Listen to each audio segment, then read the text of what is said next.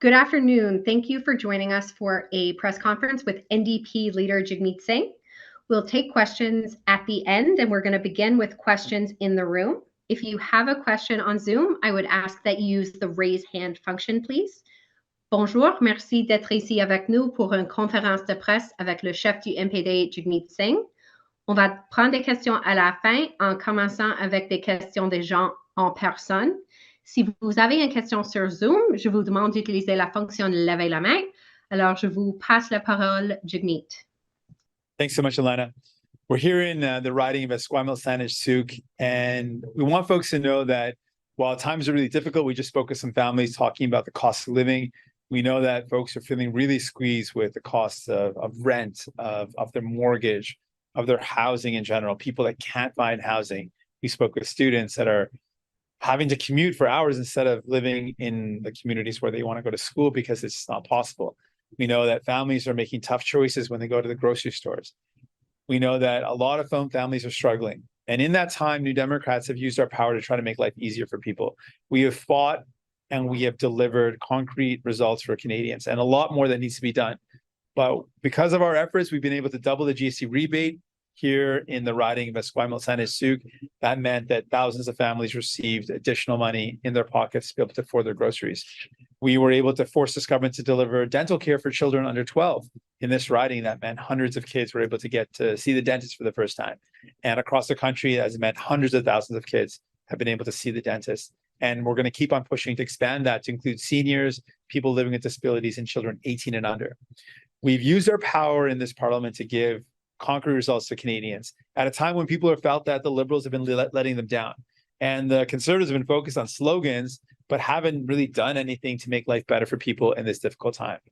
New Democrats, that's exactly what we do. We fight hard, and when there's more of us, we can deliver more for people. And that's why we're really excited to announce that this evening, our new candidate for Esquimalt, Saanich, Sooke is Maja Tait. Maja has been someone who has worked really hard for the community of Sooke.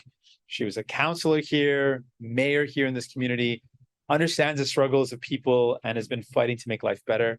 We're so excited to welcome her to our team.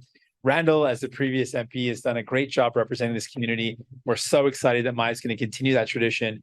And for folks in this riding and for folks across the country, when we elect New Democrats, you elect someone that's going to fight for you, that's going to stand up for you. There's a lot more work that we need to do.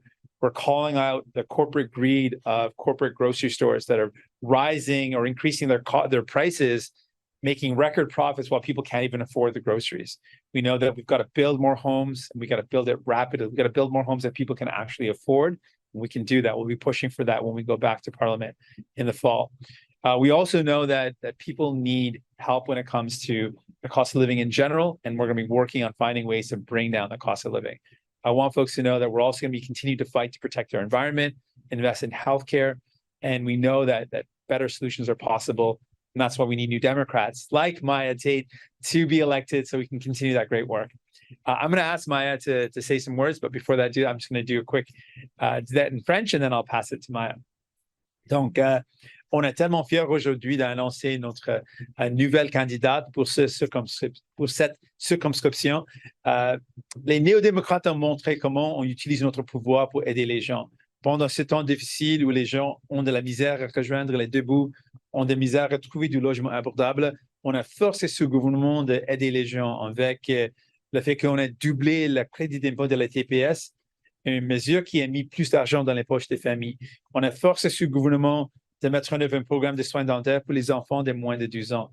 Une autre mesure qui est sauver l'argent, mais aussi aider les familles en donnant les moyens de soigner les dents pour les enfants. Donc, on va continuer d'utiliser notre pouvoir dans cette façon. Ce qui est clair, qu'on a plus de néo-démocrates, on peut livrer plus d'aide aux gens. Ça, c'est pourquoi on est tellement fiers d'accueillir Maja Tait comme notre nouvelle candidate. Cet après-midi, elle va être notre prochaine candidate. On est tellement fiers parce qu'elle était conseillère, elle est mairesse de cette ville. Elle a montré comment elle comprend les enjeux de monsieur, madame, tout le monde, et elle a utilisé sa position pour aider les gens. Donc, avec beaucoup de beaucoup d'honneur. Je veux présenter Maja Tait pour dire quelques mots. So with great honor and really, really happy to be able to offer Maja Tait an opportunity to say some words about her new nomination as a candidate for this riding and what she'll be able to do to continue to represent the good people of this riding. Maja. Thank you very much, Jagmeet, and good afternoon, everyone. I'm very pleased to welcome you from the beautiful territories of the Sooke and Sianu nations. I'll share that serving in local government has been the privilege of my life. However, I also believe that leadership is one that should be shared, and it's timely for me to think about what life looks like after this term. I'm very grateful to our MP Randall Garrison for lighting the path and for being an inspiration to me. And I am very pleased and proud to join as a new Democrat because I believe people are struggling. We know that they are. We heard from families and young people today, and who we didn't hear from are those that don't have family support, that are struggling, that are falling in the cracks. As local government, we're the closest to the people, and your mayors and councillors from coast to coast to coast are right now fighting for people that are extremely challenged in finding food. We have elders that are struggling to find the medicine that we need. And I'm ready to go to Ottawa and to fight for people, to bring the necessary change to make life more tolerable. Parents shouldn't have to choose which groceries they need. They need to feed their children healthy food to provide them the best start. We have local PACs continually fundraising to ensure that healthy foods is available in school because every day children are showing up hungry. And this can't happen anymore. Young people are no longer able to find housing that they need. Families are stuck. Elders are stuck in houses as well. And I know that as a mayor serving in my community. And so I want to pass the torch on so that I can join Jagmeet and others to fight for Canadians, to work for the West Coast here, to ensure that our environment is one that is protected, because I truly believe that the environment that we have is not what our ancestors leave to us, is what we borrow from our children. And I need to ensure that for my son, that I'm doing everything I can to ensure that he is a safe future, as well as the generations that will follow him. So I thank you for your very generous support. And I'm very grateful to stand here. I'm humbled by this. It's very nerve-wracking indeed, but I'm grateful to be here, and I will do my best and work hard like I always have. Oh, that's amazing. Thank you so much. Thank you. So good. That's awesome. Well, you just heard why we're so excited to have Maja Tait as our next candidate. As the mayor, she's already shown her commitment to the community, and now she'll take that to the next level as member of parliament. We hope when she gets reelected, or when she gets elected. With that, we're ready for any questions in the room, and then we'll take questions on Zoom. Let's get ready to start with questions on site. We'll start with one question, one follow-up with Mary from Island Social Trends. Hi, thank you. So the media invitation today said that you would be talking to parents about the cost of back to school. And schools are, of course, our provincial jurisdiction. But I'm wondering if you're ready to take some national leadership on guiding the provinces to make sure that all the school supply costs are provided by school districts, by provinces, instead of burdening families, especially at this time. We did hear from families about the costs of living, particularly with young kids and with going back to school. And there's a lot of costs that families have to bear. This is a tough time. It should be an exciting time for kids where they're looking forward to going back to school. But for parents and for kids right now, it's a stressful time where you're wondering, how are we going to be able to afford what our kids need to be able to be successful in school? And one of the programs that we've been pushing for that we want to see happen at the federal level, supporting provinces and territories, is as a national school lunch program to provide nutritious meals to kids.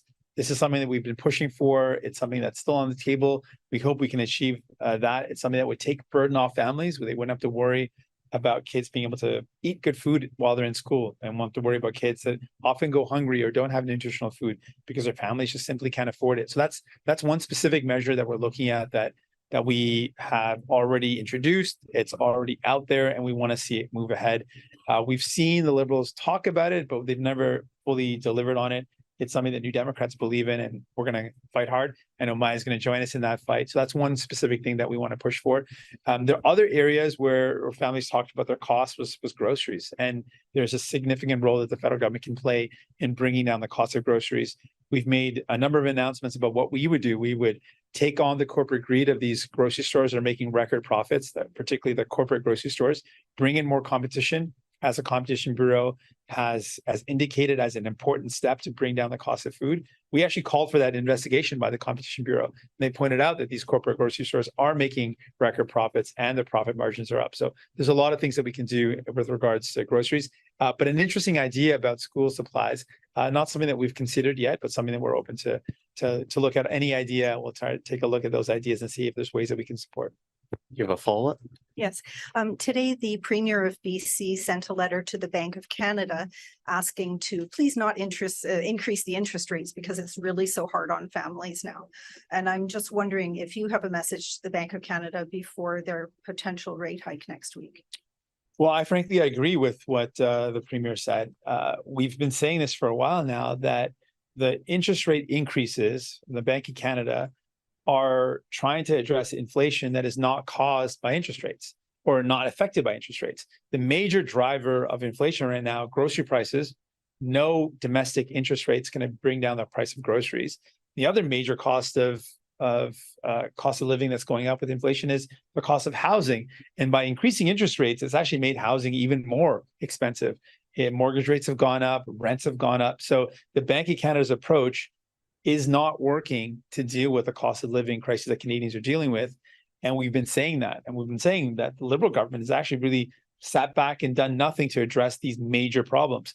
Housing is something the federal government can address by building more homes that are affordable. The grocery prices are something the federal government can address with measures to take on the corporate greed, put in place an excess profit tax. So we need to take a better approach to deal with what Canadians are struggling with. And the Bank of Canada's approach is not working. And in fact, it's creating more pain for people.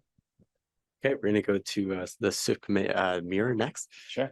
Hi, Kevin Laird. I was just wondering, what was your impression when you met with people in Sooke today? Are there different questions from people in Sooke? And I'm looking at sort of the rural and the urban types of questions or issues, because there's certainly a difference. And what are people in Sooke telling you? And are they telling you anything different than you haven't already heard across the country? Well, everywhere we go, we're hearing some similar things, like it hands out because many people are dealing with the same struggles: housing and groceries. Those are the two things that really stand out everywhere I go in the country, and it is quite unifying as challenges that people are faced with, and that bears out in the experiences of people and some of the evidence that we're seeing that housing and groceries are the biggest concerns with cost of living. Sooke, of course, as all communities, have unique challenges.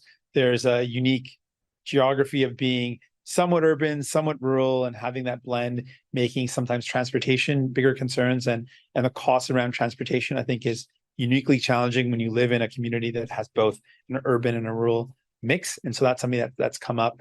But the cost of living is the biggest concern I'm hearing, and I'm hearing it loud and clear from the people of Sooke and from the riding, frankly, from the entire island since we've been touring. People are worried about that. I want folks to know I hear you, and we can solve this. We can take on the corporate greed of corporate grocery stores to bring down the price of groceries. We can build more homes that people can actually afford. We need to unlock the power to the federal government. The federal government has the land, the power, and the resources to build homes that are affordable, and we need to get doing that. The Liberals have been a failure on this for the past 8 years. Before that, the Conservatives were abysmal failures on top of that. They lost 800,000 affordable homes. Housing prices went up by 60% when they were in power. Things have just gotten worse under the Liberals. New Democrats are going to kind of push for real solutions. Okay, do you have a follow-up? I was just wondering if you had to pick between the two big issues, housing and affordability, what would you look at first? Yeah, I think it's hard to separate the two. I mean, these are the two fundamental necessities. If you think about it, people need a roof over their head and need food on the table. And we often say them in the same breath. We talk about that as a family. We need to put food on the table for our kids and keep a roof over their head. And those are really hard to separate. And I think that's really the two big challenges that we're up against right now as a nation: feeding people and making sure they've got shelter. And both those things the federal government can do. And so far, the Liberals have done a bad job of that. The Conservatives before that did a horrible job. And people need real hope. And that's what we're trying to provide with real concrete solutions and giving people real help right now. Okay, we're going to start with questions on Zoom. Sure. Just a reminder, please use the raise hand function if you have a question. We'll take one question and one follow-up question. On va prendre une question suivie. Our first question comes from Rachel Haynes with CTV. Go ahead, please, Rachel. Hi, Mr. Singh. It's Rachel Haynes from CTV National News. My first question is about the public inquiry.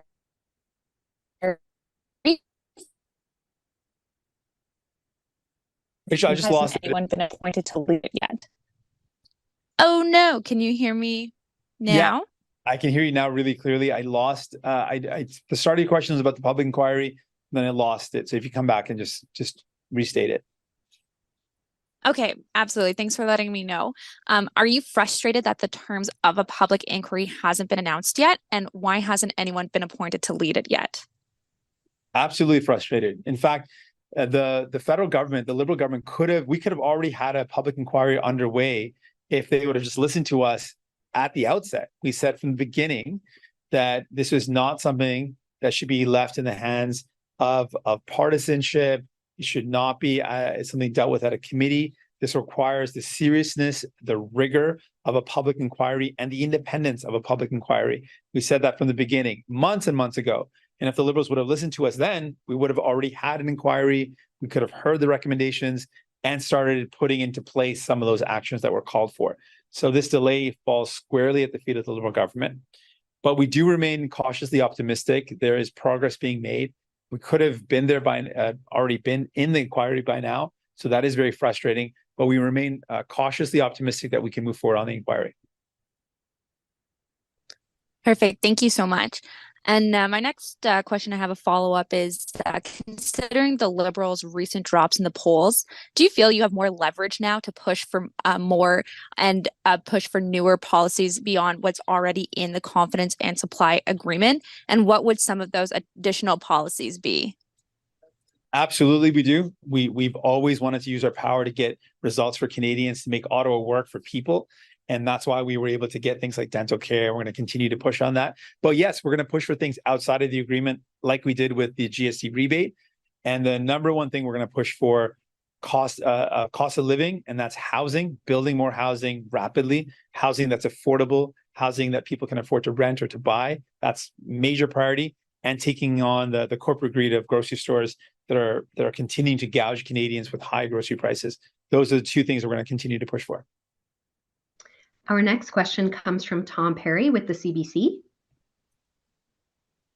Hi, Mr. Singh. I hope you can hear me. Yeah, I can hear you. Okay, perfect. The Premier of BC in his letter says that there are alternatives to raising interest rates as a means of controlling inflation. I'd like to ask you, how do you think you control inflation without raising interest rates? Well, first of all, what the Bank of Canada is doing is not really working with inflation when it comes to food inflation. So the Bank of Canada's approach isn't working, and makes sense that how would domestic interest rates impact grocery prices? It doesn't. They can't control grocery prices, and they haven't been able to. And in fact, the other area where we're experiencing inflation is housing, and increasing interest rates has actually only made the housing costs even worse. It's harder for builders to build more homes. It's more expensive for people who've got mortgages. They're struggling with the cost of mortgage. Many people are fearful when their mortgage comes for renewal, how high their rates are going to be. And rents have gone up. So the approach of the Bank of Canada to deal with what Canadians are struggling with is not working. And what we're saying is the federal government should be playing a more active role in actually specifically dealing with the challenges that people are faced with. So the federal government can be taking a much more active role in building homes that are affordable. The federal government could be taking on the cost of grocery prices with the measures that we've laid out, like the excess profit tax on those grocery stores that are making excess profits, gouging Canadians, and using that revenue to give Canadians a break by rebates that help them pay for the cost of their groceries. So there's other steps that should be taken instead of continually putting more burden on working people. I'm just wondering, though, because I know that you're saying that grocery prices are still high, but the overall inflation rate has come down. So I'm just curious how you say that raising interest rates is not bringing inflation down. How can you explain that?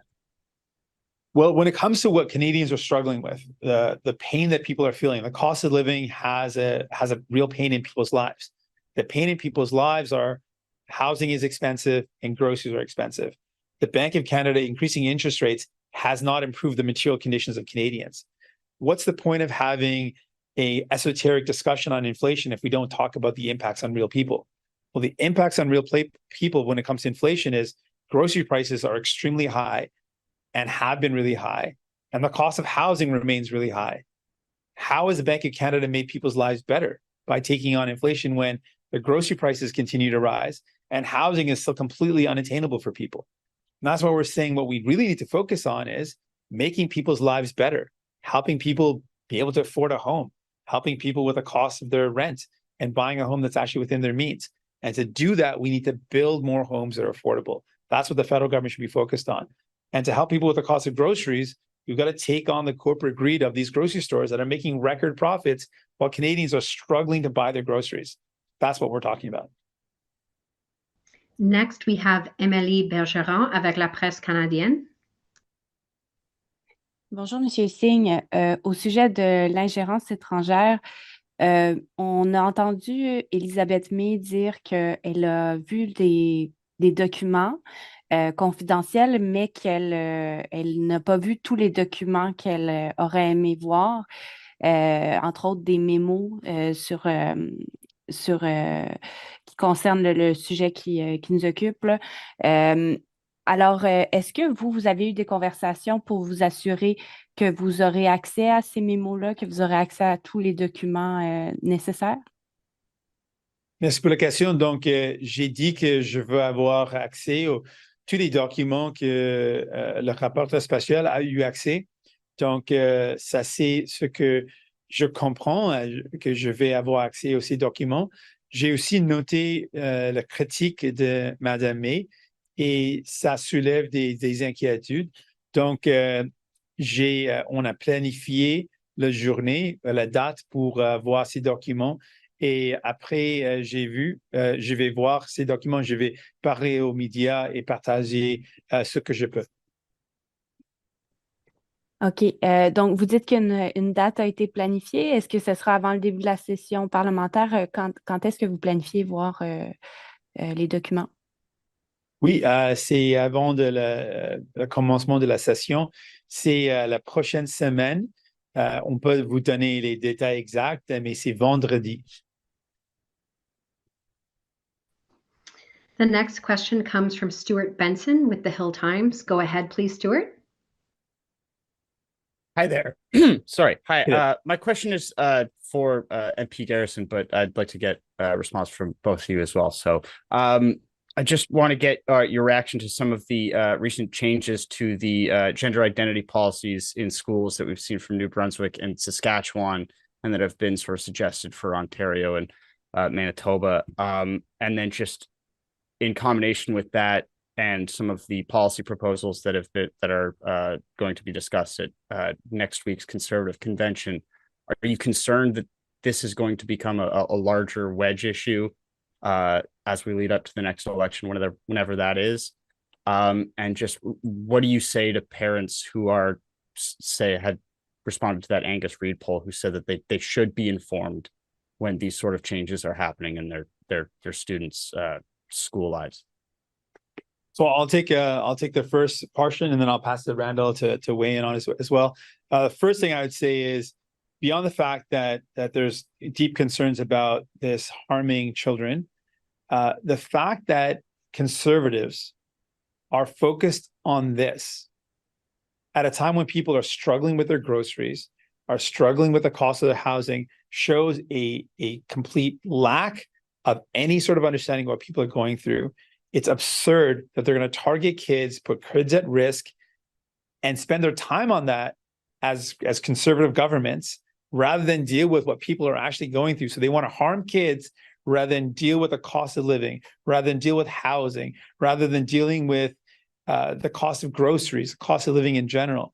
This shows what you get with conservatives. This is why people should be deeply concerned about conservatives getting into power.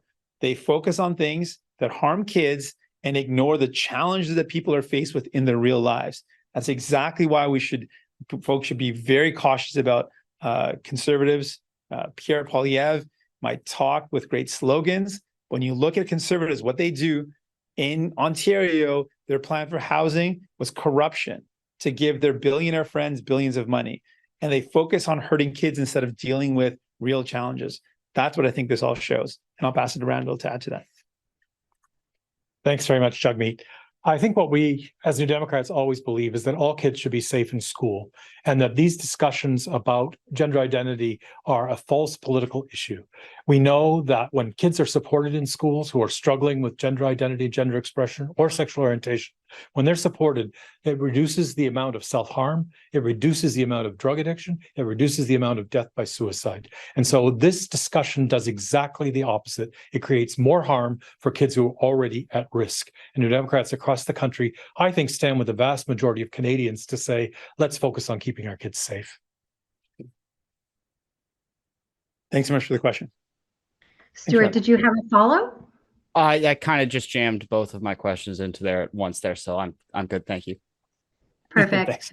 We have another question in the room, so I'll turn it back to James. Yes. We're gonna go to the Times columnist. Yeah, Michael John Lowe, Times columnist. What do you want to see for federal involvement in housing?